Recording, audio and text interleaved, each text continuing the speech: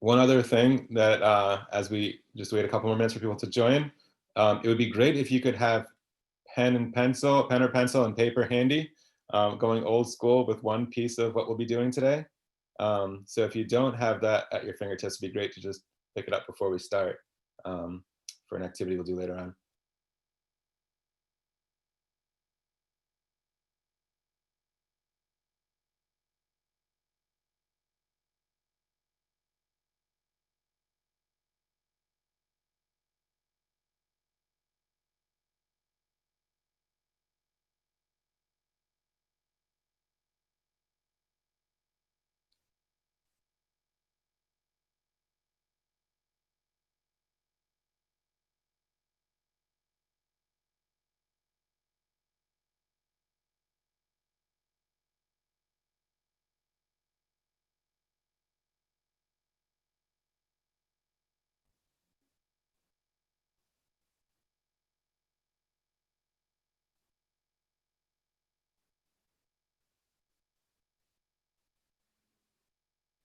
So interesting, I'm already seeing some responses in the chat, and feel free to keep typing, but just to highlight some of the things that are popping up, have to do with motivation, who might be demotivated and why, and perceptions of whether or not we can affect change, impacting motivation as well, and where people are from geographically, possibly impacting that motivation.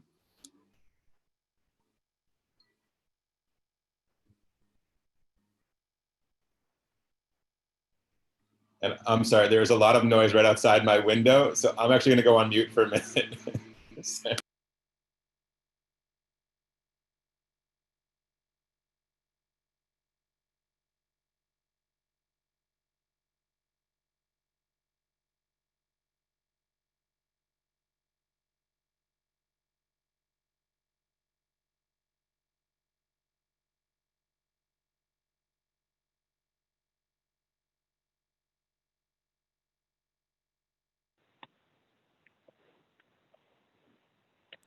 Yeah, and some really thought-provoking comments throughout in the chat here.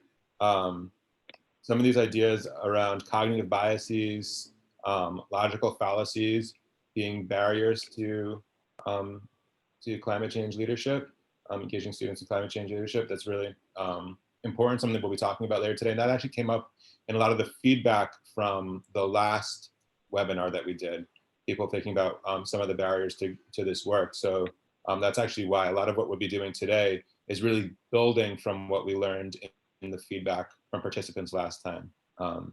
So thank you for sharing those insights. And welcome, I see people from all over the world too, from Malaysia, calling people from India, different parts of the States. So exciting to have people from all over. And one thing that I'll share now, and we'll come back to at the end, is that a goal of what we're doing is, in addition to sharing ideas, exploring ideas together and getting feedback, one thing that we're hoping is for people who are involved, especially in the group today, to possibly stay connected. For people who wanted to share their contact information, we'll be sending that around. And one thing we'll talk about at the end is the possibility of hosting a meeting, not so much a webinar as a meeting, where people can connect and learn from someone who has some experience with professional learning communities. So something that's more formative and building on what people are interested in doing together, people on this call. And I'm gonna go off, I'm gonna go on mute one more time.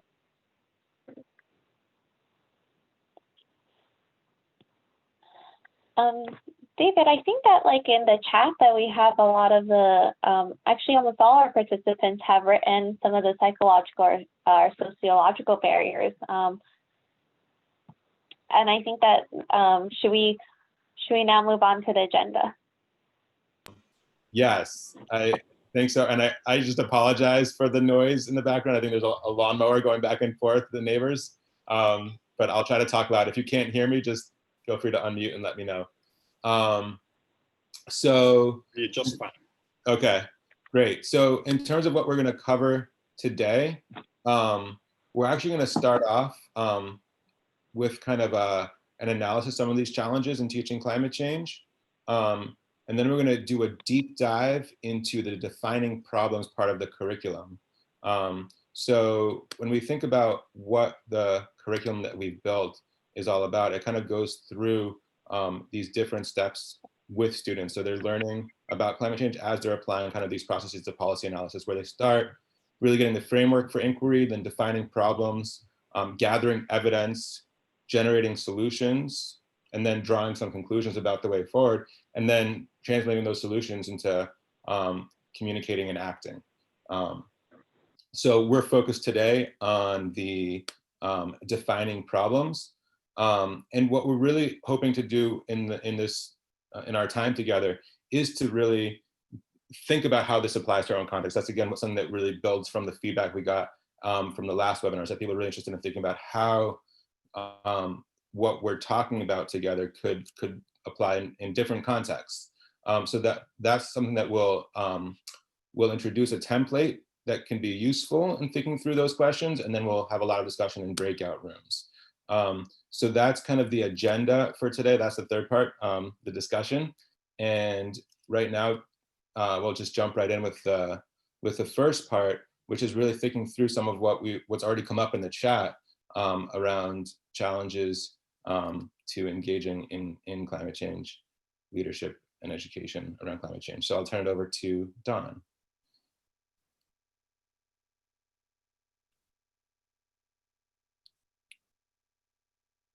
And Don, you're on mute right now.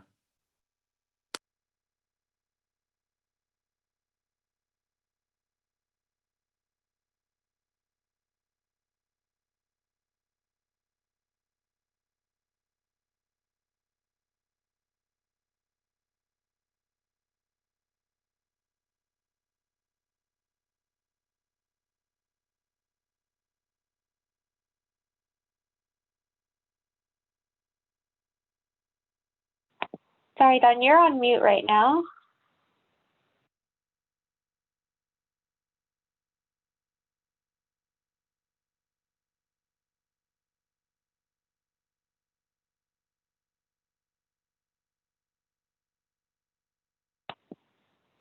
Yeah, that was very strange. Sorry about that. I could not access my controls to unmute myself. I think because I had control of your screen instead. But now I do. So, so do I have control of your screen now? Now you do. Okay. I'm going to draw a small piece from a larger, and that's not the right one. Did I do that? Right. Maybe I did that. It says I'm controlling your screen, but it doesn't act like I'm controlling your screen. Why don't I just, I'll maximize it and then you can control it. Okay. Awesome. All right. Technical weirdness. Okay.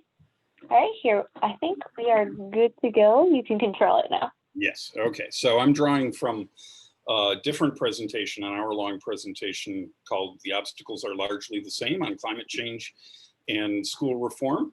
And I think the fundamental reasons that we struggle with changing schools and the fundamental reasons that we struggle with actually taking action on responding to climate change are largely the same and have a lot to do with sociological and psychological issues.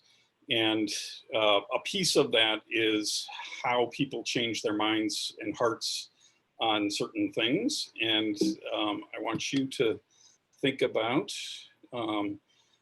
changes in your own mind and heart, and I intentionally put those things together. So have you ever been divorced or changed from the faith tradition of your childhood, or changed political parties or philosophies? And you can probably think of some other big ideas that you've maybe changed your mind about, if none of those are relevant to you. And I want you to think about too, what big changes of hearts and minds are likely for the students you teach. And I'm going to, sort of plant that question, and we'll come back to it in a few minutes after we talk about cognitive biases and logical fallacies, which I was pleased to see in the earlier text chat. And there, going quicker than I wanted now. Okay, so cognitive biases are systemic and predictable ways in which we deviate from rational thinking, or it's different ways of being irrational. And there's a set of those that we'll take a peek at, but you'll want to do a deeper dive if you're not familiar with these. Logical fallacies, also referred to as formal fallacies, are common errors in reasoning, and they can kind of trick you or give you the illusion of thinking rationally when in fact you're not. And I've put a couple of links in the presentation, and this presentation is linked from the Google Slides, where you can go in and take a closer look at a couple of favorite sites that have more resources. One of those is not cooperating. There we go. Maybe a little bit of strangeness here. But the You Are Not So Smart website with David Wang-Aghania and his wonderful, wonderful podcasts and books, and the Your Cognitive Biases and Your Logical Fallacy is websites have very nice classroom posters for one thing, but also are a good go-to source for quick descriptions of different biases and logical fallacies. So I'm just going to introduce a couple and then dig into one in a little bit more depth, but really not very deep in the time we have, but hopefully get some gears turning. The status quo bias is your tendency to keep on doing what you've always done because you've always done it, more or less. And I think we're all pretty familiar with that. And that makes it hard for us to think about, for example, to improve the transportation system, we ought to be thinking about, in my opinion, how to make a transportation system that's better than cars rather than making better cars. And that's really, really hard for us to wrap our heads around. A my-side bias or confirmation bias, and my-side bias is actually a subclass of confirmation bias, and that's where you kind of go in with your mind made up and look for things that support your position and ignore things that don't support your position. The sunk cost fallacy is the one we'll spend a little bit more time on. And that's the idea that because you've invested a lot of time, money, energy, resources into something, that you should keep on doing that something because you've invested all that energy and resources into it, and you'll lose that investment if you don't keep on doing it. But the reality is that investment is gone no matter what. The sort of soundbite version of this is throwing good money after bad, but it explains an awful lot of things that we do that don't make a lot of sense. Continuing to rely on coal, continuing to rely on cars, continuing to stay in a bad relationship, and the list is actually pretty long. And I will note that on a personal note, that writing the teacher-friendly guide to climate change and digging into cognitive biases and logical fallacies really was the trigger for me getting divorced, for me understanding that I had spent a lot of time and resources in something, but that emotional investment was gone, and I wasn't going to get it back even if I stuck with it. And that's things we can talk about offline if you're interested. And much of this also ties to the idea of identity protective cognition, which means that you don't want to change your mind, because if you change your mind, that means you've got to throw away parts of or it feels like you've got to throw away parts of your belief system. So looking at One piece of that is a couple of paragraphs that read, I'm just going to go ahead and read this. Climate change is real, serious, and human caused. Ample evidence from around the world points to that conclusion. You smirk knowing that there's no way somebody can deny that argument, but things appear different to your friend. The upshot of your argument is that she has spent years supporting a set of policies that will kill people. And yet she knows there's no way she knows there's no way that could be true because she's a good person who wants what's best for the world. So what you're saying has to be false. It's not even worth considering. That is an omnipresent idea. I put it here with climate change. But I wonder if you can think about that couple of paragraphs with replacing climate change with a different issue and see how well it reads. So I'm going to be quiet for a minute. And for the sake of time, we won't discuss right now, but maybe we'll come back to it, but I'll be quiet for 30 seconds.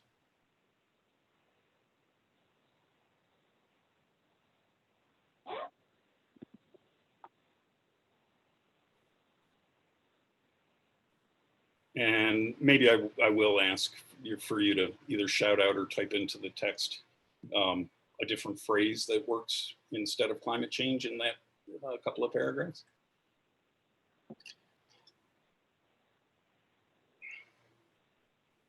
And if I don't hear from you, then I'll just click on to another version of that paragraph. I think. There we go. So I think you can say pretty much the same thing about the formal system of schooling, that it doesn't have much to do with how people learn, but we keep on doing it more or less because if we change our mind about that, especially those of us like me who have been an educator for over 30 years, that's kind of chucking away a lot of your identity and saying what you've been doing for a professional lifetime maybe wasn't the best thing to do. And man, is that hard.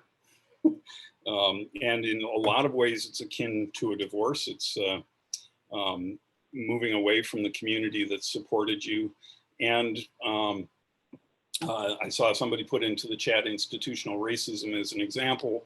The actual text that I took it from is from this article in Pacific Standard from a few years ago. And they used gun control. So there are lots of ways you can think about those things that you're protecting your identity.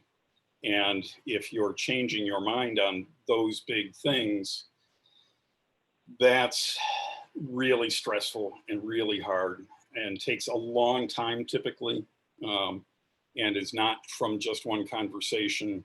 And there's a lot of emotions involved.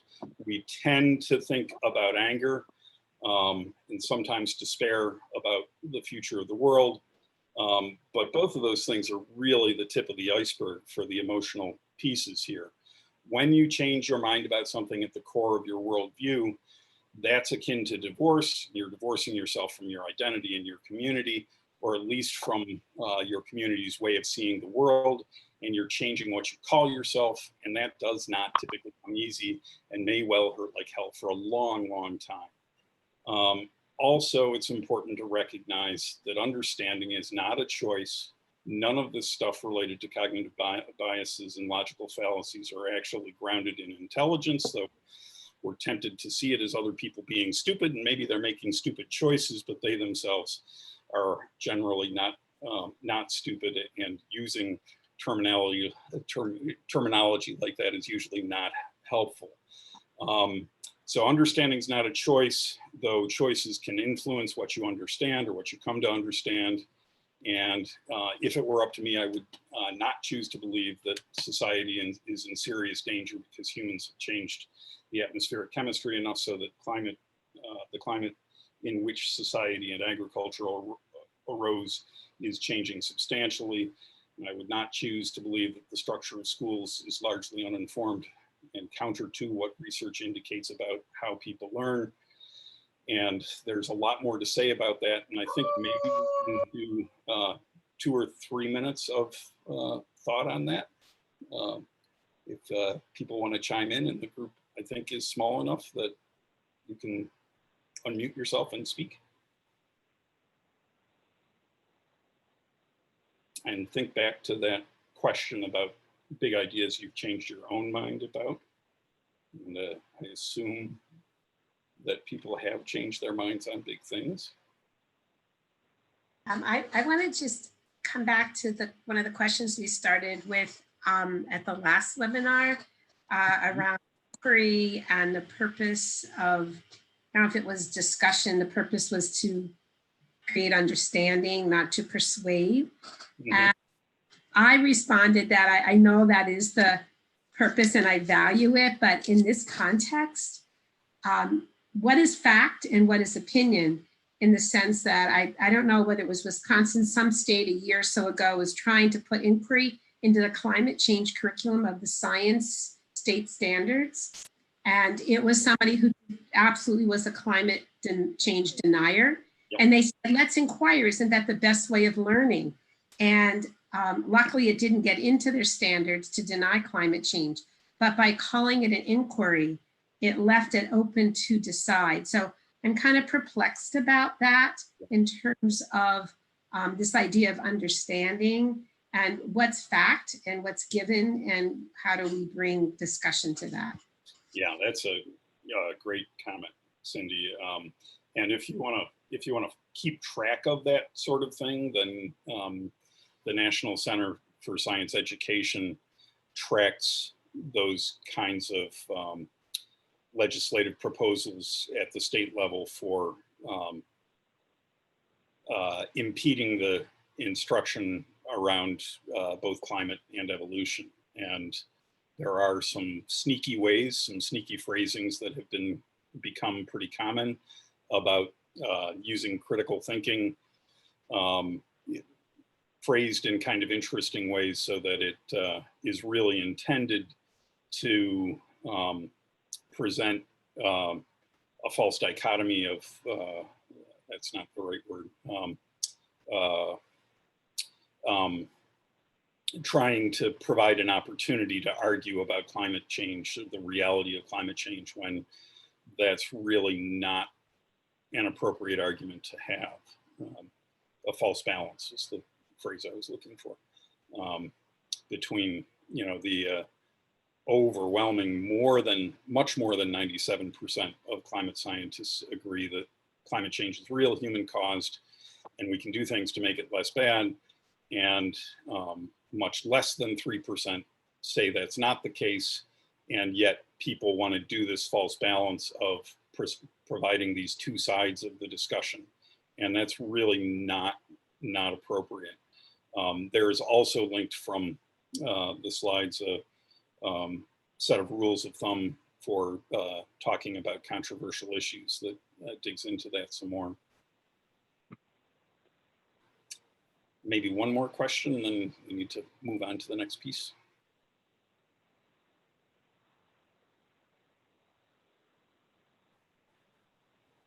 I would love to have access to your longer presentation about the obstacles are largely the same for climate change and school reform. Okay, I will put the link in the chat once we move on to the next piece. And it's also linked from the Google Slides, which I think Margaret will send out after the session's over.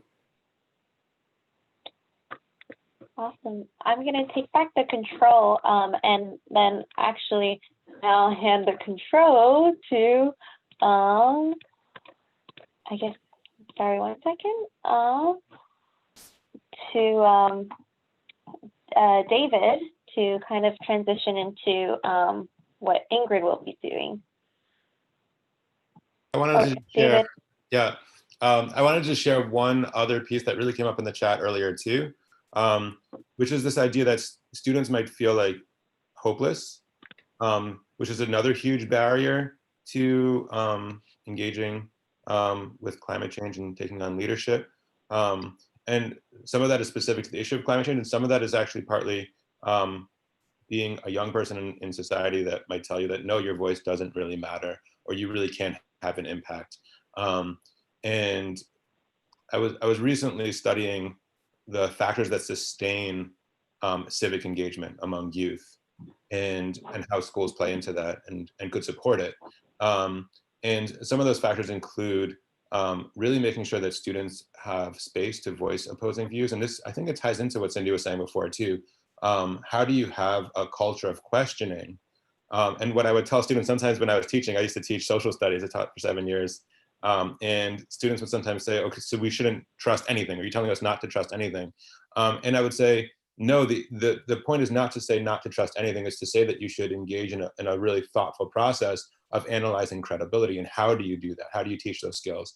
And how to navigate those questions that Cindy was raising around when to engage in inquiry versus when the teacher might need to step in into other roles that go beyond facilitator and inquirer into like, no, this is what not more than 97% of climate scientists say, and making sure that people come away with that understanding and that ability to think about credibility for themselves, because ultimately they'll be moving beyond the course and thinking about the flood of information coming at them about climate change and other issues. In addition to voicing opposing views and really trying to make that space, which is something that is a process that can be built through time from the start of a year. The idea that students can feel heard and valued in decision-making processes, that could happen at the classroom level, could happen at the institutional level. But the more that can be built in, the more students might take on that sense of I have something to contribute. And it's not just the teacher asking me a question with an answer already in the teacher's mind, but it's a teacher truly asking me something that is relevant to my context, to my life, that I care about, that I might want to take action on, that I need to then really seek to understand myself and figure out where my voice fits in. So really approaching it from that place of curiosity with students. And then that last point is sometimes there's this idea that students will someday become leaders, and to shift that and to think, how can students not only become leaders, but how can they engage right now authentically with these real world issues that young people will feel the brunt of, and we all do feel impacts, but to think about how this plays out over the long term. So there's a lot more to be said here, and a lot more questions that students have about, wait, how do I engage? What are the channels that are open to me that I think are so important to just be explicit about, and thinking through with students, to kind of going through those processes. And that's definitely part of the curriculum, thinking about analyzing the different options and developing criteria for choosing the ways to engage.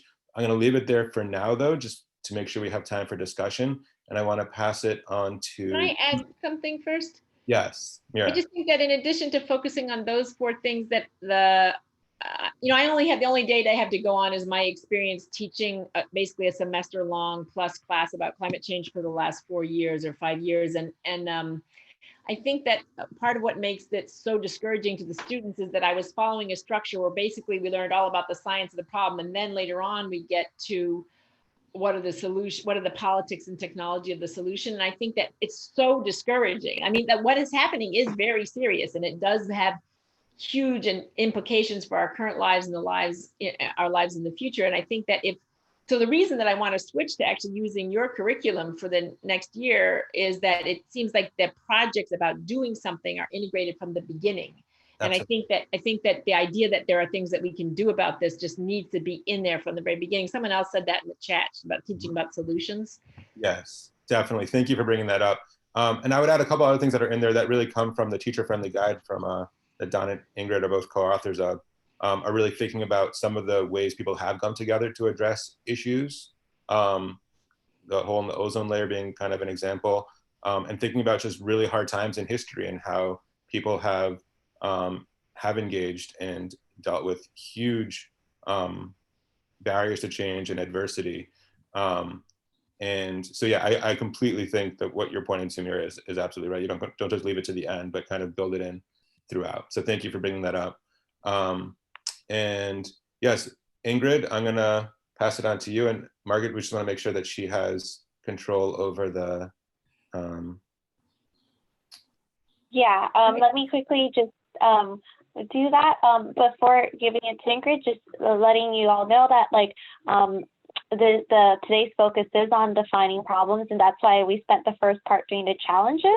And then Ingrid is going to really look at one of the instructional activities that are actually in the portion of defining problems to solve. And so now I'm going to give Ingrid control of the screen. All right, thank you. Yeah, so in this section, I'm going to give you a brief overview of causal diagrams. So these are one way to think about defining a problem, or it's an aspect of causal diagrams that can help you define problems. So talk briefly about what they are and how they can be helpful, and then show you a few examples, and then I'll have an example for you to work out yourself, and then with pencil and paper for a few minutes, and then we'll come back together and discuss it. So causal diagrams are a way of representing systems, and especially the links and connections in systems. And if you have a system and you want to change the behavior of that system, if you can identify the parts of that system that might be ripe for change, that can really be useful to you. And that's sort of gets to the defining problems part of finding these links in a system that are the problems. A causal diagram can also help you identify partners to work with in changing the behavior of your system. So for instance, suppose there's a causal link and it happens to correspond to the interest or experience of some other person or organization. Well, that might tell you, well, maybe I should try to work with that person or organization to change the behavior of my system. So a lot of what I'm going to be showing you, just for reference, comes from a video from Climate Interactive called Causal Diagrams, and there's a link right here. Okay, let's see if I can switch to the next slide. All right. So how do we start building a causal diagram? Well, you start with variables, so things that can change. And here are examples of two variables, energy use and an energy bill. And then in the diagram, you include arrows which show causal relationships between those variables. So for instance, in this example, if everything else is fixed, then if you increase energy use, you're going to increase your energy bill. Or conversely, if you decrease your energy use, your energy bill is going to go down. So in this example, where the direction of change is the same for both the first variable and the one that is linked causally from it, you would put a little plus sign on that arrow to indicate that. Now, it's important to remember this idea that everything else has to be fixed. So for instance, you could imagine a scenario where your energy use went up, but your energy bill goes down, and that might be if energy prices go way down. Okay, so there can be other factors that you can include, but just for this single link, if everything else is fixed, this is a way to illustrate a certain causality. And here's another example that sort of goes the other way. So suppose you increase investment in energy efficiency, maybe in your home or in a commercial building. You would expect then that your energy use would go down if you're being more energy efficient. So here the causal change work in opposite directions. Or conversely, if you decrease your investment in energy efficiency, you would expect that your energy use would go up. So for this kind of causal link, you would mark it with a minus sign to indicate the direction of change as being opposite. All right, so that's just a brief introduction of how you start to draw these causal links. And now let me show you a more complicated example. This has to do with climate change and extreme heat. So in many parts of the world, people are experiencing more and more extremely hot days. If you're in the Northeast US right now, you experienced that yesterday.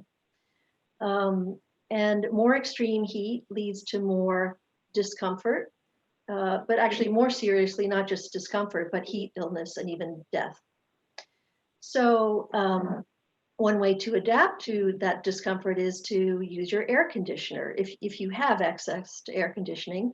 So generally, the more discomfort from heat, the more air conditioner use increases. But then there's a reverse effect where if you use your air conditioner more, that can decrease your discomfort. So that's what this arrow is with a minus sign.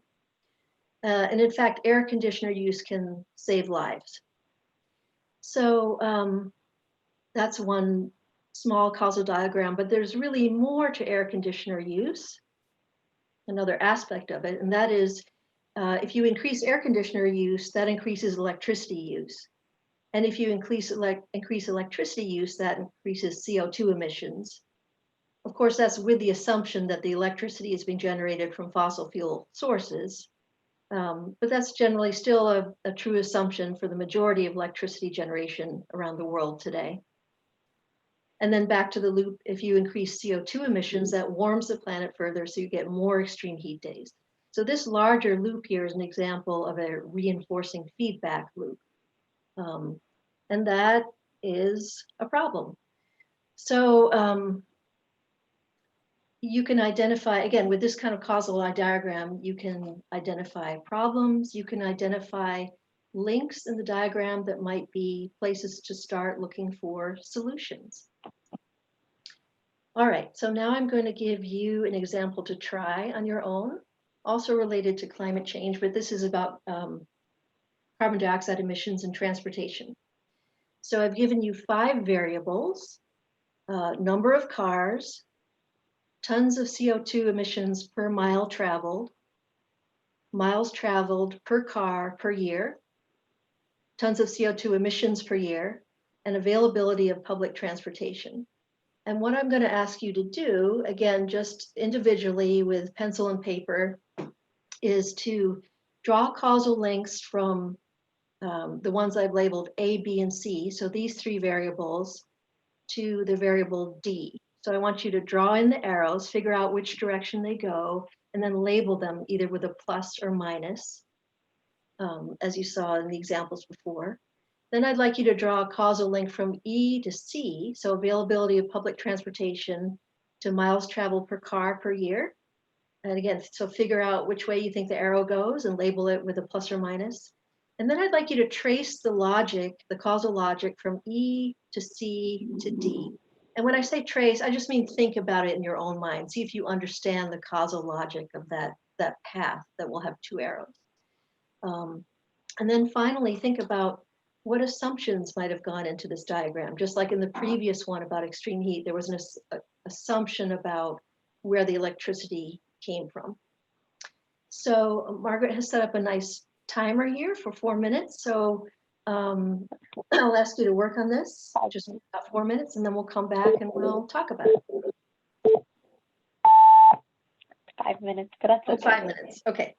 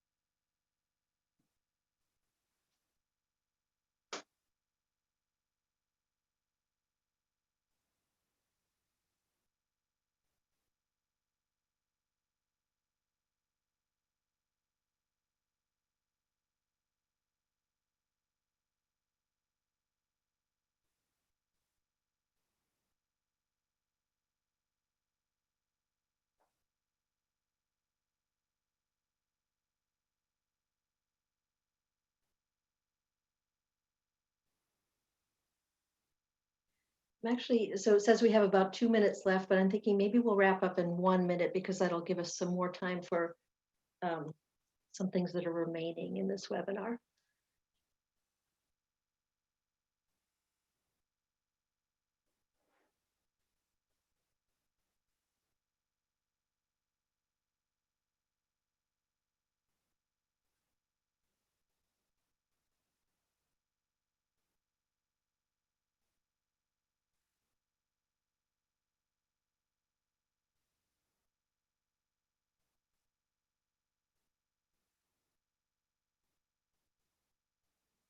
So if you can kind of wrap up your diagramming, and then we'll just have a brief discussion for a few minutes. I think with this smaller group, if you want, you can just unmute yourself and we can talk with each other.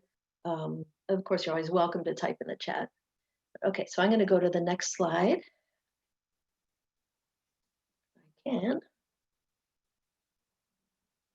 Okay, so this is the diagram as I filled it out, that if either the number of cars on the road increases or tons of CO2 emissions per mile traveled increases, or if miles traveled per car per year increases, all of those things will lead to an increase in tons of CO2 emissions per year. And in terms of public transportation, if there's more availability of public transportation, that could reduce miles traveled per car per year, and that would reduce CO2 emissions per year. So I'm assuming many of your diagrams look like this, but I'd like to hear your thoughts about, is there anything missing that you thought of, or assumptions that went into it, or any other thoughts about this process?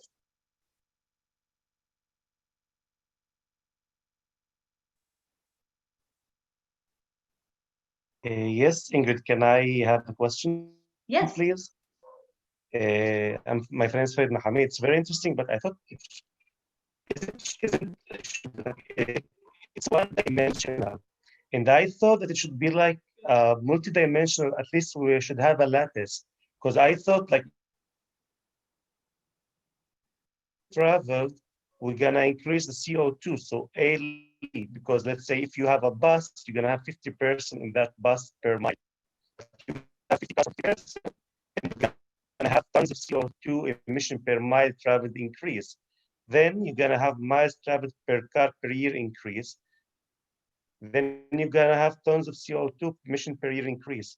And like I felt it's very interesting example because every two factors actually have some kind of backdoor relationship with the others. So how to deal with it when I think there are multidimensional relationships and sometimes are like understand not that obvious to the student. Thank you so much. Right. And I'm sorry, your audio was breaking up a little bit, but I think I got your main question. That is, if these variables are related to each other in more complex ways, not just this simple 4 arrows here, is that confusing, or how does one deal with that with students? Yeah, and I don't have a simple answer. I mean, one could, I think this does reflect the real complexity of life, that these things maybe do influence each other, but it's a way to start at least. And maybe that does, if you do try to fill in more of the complex relationships, perhaps that does help you define the problems, and also define what are the major problems versus minor problems. Yeah, and I'll chime in a little bit. And I think one of the rules of thumb for talking about controversial issues or teaching about them is to complexify the seemingly simple. And I think that we as educators are often driven to simplify the seemingly complex, which makes sense a lot of the time, but we do that at the expense too often of developing appreciations and understandings of complexity. And so I think what you're suggesting of putting in more arrows and labeling them and thinking about them does make it more complex and maybe more confusing, but more realistic. And I think that's helpful and enriches the conversation and deepens the understanding. So I think that's mostly a good. And you can do things like make the arrows different thicknesses to show their, to give ideas of their relative importance. I had a quick suggestion too. I mean, from when I drew the diagram, I drew from E to B a negative relationship and from E to A a negative relationship. And then also the most important one I think of the whole exercise is from E to D as a negative relationship, right? Because right now everything is showing we're going to increase CO2, tons of CO2 emissions per year. There's only plus arrows going there. There's no minus arrows going towards decreasing tons of CO2. So I think the most important arrow would be from E to D as a negative relationship. So the arrow from C to D, if you look through this causal chain going from E to C to D, this does become a decrease, right? If there's more availability of public transportation and people actually use it, then that leads to, so if E increases, then C will decrease. Miles traveled per car per year will go down. And if C decreases, because there's a plus on this arrow, that means the thing that it has a causal relationship with also decrease. So the plus indicates an increase leads to an increase, or a decrease leads to a decrease. So through this chain, you can get a decrease in CO2 emissions. But yeah, maybe that the plus symbol is confusing until students have tried a bunch of these. Yeah. Mm-hmm. Something else that I noticed on the sample one you gave was that you had a little note about an assumption, and like so for me, one of the assumptions about the availability of public transportation isn't going to necessarily make the miles traveled by car per year decrease unless there's unless included in availability is affordability. Mm-hmm. There are some places in the world where it seems more cheaper to drive someplace in your car than to take public transportation. I mean, it's partly because we're not thinking about life cycle costs of our car, et cetera. Gas is really cheap right now. That's a great example of the complexities, and that just because something is available doesn't mean people use it. Yeah, thank you. I think I'm really excited about this modeling because I think starting with this simple will really get students to look at variables and relationships, but then taking another color, as somebody, I think Don said, changing the thickness of arrows and asking what could you do to A, C as variables from the assumption we made is that they're constant, but how could we change B through policy, improving the efficiency of cars, and getting them to look at maybe assigning a group of students to say, take one variable, how could you change that to have a change in the relationship, and getting them to think out those externalities or other ways. And that I think would get at solutions as well in terms of addressing the problem. Right. So thanks for this. Any other comments before we move on? I think it's worth analyzing this model, because I think that, for example, from this model alone, you can see like many different areas to which to improve the situation. For example, there could be some policies or strategies implemented regarding reducing number of cars with the A variable, whereas there's also, as someone said, about the affordability and availability. So I think this will allow students to evaluate the different strategies, and of course, if we use like different widths of arrows, that will allow students to kind of think about which policies and which solutions may be better in some cases and how it might not be better in other cases. All right, thank you. Yep. Well, thank you for the discussion. We should probably move on. So Margaret, why don't you go ahead and take back control of the screen? Yeah, thank you, Ingrid. I think that was a really great activity to do, largely because it really it really helps the students define the problem. And there was a lot of talk in the chat that said, this feeling of helplessness, right? Helplessness might also come from this idea of not fully understanding the problems and where one could actually make impact, for example. So causal diagrams are definitely something in our defining problems area. So what I want to do is actually walk you through our instructional planning template, because one thing we realized is that a lot of the curriculum is supposed to be for a semester's worth, but our point is not for you to follow the curriculum to the T. our goal is for you to be able to use this idea that the students can be working and engaging in a project about climate change leadership while the teacher is using activities to support that. And we all know that everybody is working under different conditions and different contexts. So in a bit, I'm going to pop this into the chat, but I wanted to kind of walk through, and you will get a follow-up email with the slides and also this document. So one thing that you could do is really start backwards and thinking about, now this is like logistically, how do I implement something like this? We know that the students are going to be, we want, ideally for them to think about inquiry and then know what is climate before they start the project. But really, as David mentioned, what they're doing is they're defining problems, they're going to gather evidence, they're going to generate solutions, draw conclusions, and communicate and act on it. But how do you ensure that the students are doing this process? Well, our units are paired up with the student project so that to support them in the process.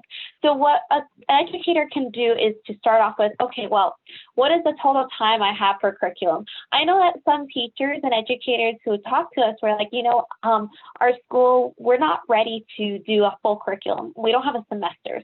We right now have a 1-week module, and great. That's fine to work with. Or I know that Fareed, who talked earlier, says, we have around 2 months with 2 hours each week. That's fine. You can definitely start to map out, starting with, okay, how much time do you have for curriculum?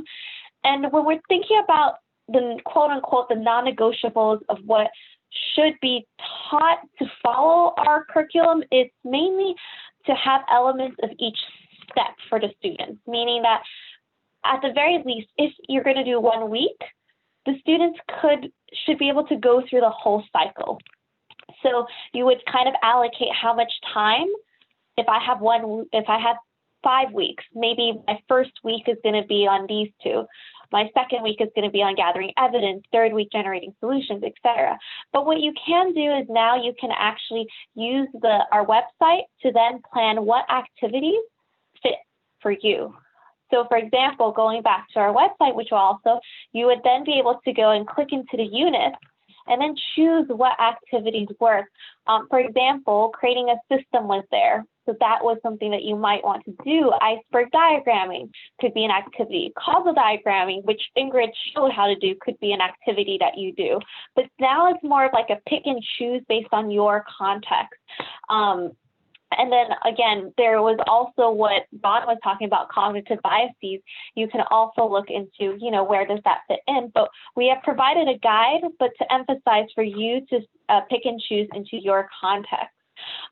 There's also another point to be made that a lot of the activities, for example, causal diagrams, can be argued to help fit in multiple steps of the project. Causal diagrams could be something that really do help the students with brainstorming strategies to generate solutions. So really what we are providing with you is, and I think which is really wonderful, is that here are a bunch of activities. Here is a framework. Now here's a template. Now you can make it based on your context, your time constraints, and your students the best. So again, we're going to share all this out with everybody, and we're hoping that you can really walk away with something to practically use. And so I am conscious of time. Originally, we wanted to get you guys into breakout rooms to actually start working with the template, but I think that I'll actually stop here and ask, does anybody have any questions about how one might use the instructional planning template?